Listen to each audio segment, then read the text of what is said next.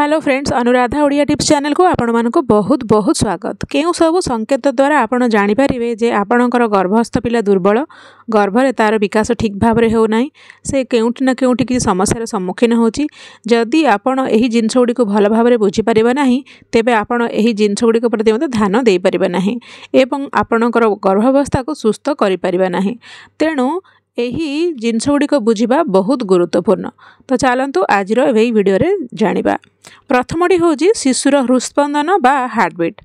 शिशुर हृदस्पंदन प्राय 5 ରୁ 6 सप्ताह मध्य देखा जाए। अनेक समय जो आपण यही समय डाक्तर पाखक जाती आपणकर शिशुर हृदस्पंदन शुणी पारती ना, तेणु डाक्तर आपण को यह विषय चिंता करने को कहते ना, कारण जितेबाला आपण पर एक अल्ट्रासाउंड करेंगे जहाँ 8 ରୁ 10 सप्ताह मध्य कराए, से शिशुर हृदस्पंदन बा हार्टबीट 100% पर्यंत पहुँच सारी थाए। जदि आपणकर शिशुर हृदस्पंदन 8 ରୁ 10 सप्ताह मध्य अल्ट्रासाउंड चिन्हट हुए ना, तेबे यह आपण एक बड़ विपद सृष्टि करें। जदि गर्भरे शिशुर विकास ठीक भाव में हो ना कि शिशु एते दुर्बल जे तार हार्टबीट आसी पारु नाही, एपरी परिस्थिति आपणकर गर्भपात होबार संभावना रही था। यही स्थिति रे परवर्ती कार्यपाई आपण डाक्टर परामर्श निश्चय पालन करंतु। द्वितीयटी हूँ अत्यधिक बांती हेबा किंबा जमा भी बांती नहबा। आउ एक कथा हूँ जे किछि महिला आदौ बांती करती नहीं, किंतु किछि महिला एते बांती करती जे सेमानकर गर्भावस्था सारा बांती जारी रखती। एथिरे बड़ कथा कौन, पेटरे थिबा शिशु पाई बांती प्रकृत में बहुत भल। यह सूचाई दिए कि आपणकर शिशु गर्भरे भल भाव में वृद्धि पाउछे। किंतु जदि आपण आवश्यकता ठारू अधिक बांती करूचंती, अर्थात जदि आपण दिन को 4 ରୁ 5 थर पर्यंत बांती करूचंती, तेबे यह गर्भरे थिबा शिशु को दुर्बल करि पारे। तृतीयटी हूँ शरीर में रक्तर अभाव।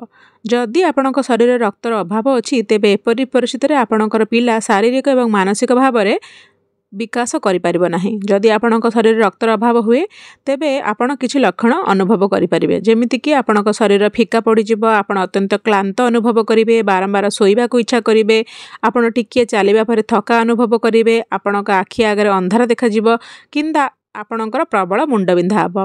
तेबे एसबू शरीर रक्त अभावर लक्षण एवं एपरी लक्षण जदि दिशुची ताहले डॉक्टर सहित निश्चय देखा करबा उचित।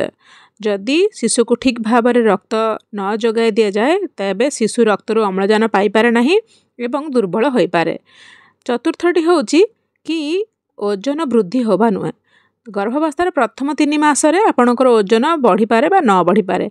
जेतेबेले जड़े महिलांकर ओजन 1.5 किलो पर्यंत वृद्धि पाए केतेबेले यह ह्रास मध्य पाए, कारण गर्भावस्थार प्रारंभिक पर्यायर आपणकर जटिलता देखा जाय पारे, दुर्बल हो जाती, बांती हुए, चिंता करती, खाइबा को इच्छा न हुए, एसबू समस्या होता है।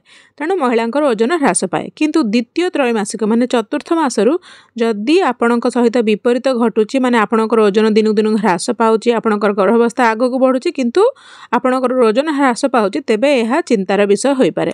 एथिरे आपणकर गर्भरे थिबा शिशु दुर्बल हेबार संभावना थाए। मु आशा करुछि कि एई वीडियोटी आपनक पई हेल्पफुल होइथिबो। जदि ए वीडियो आपनक भल लागि थाए ताहाले लाइक करंतु एवं अन्य मानक सहित शेयर करंतु।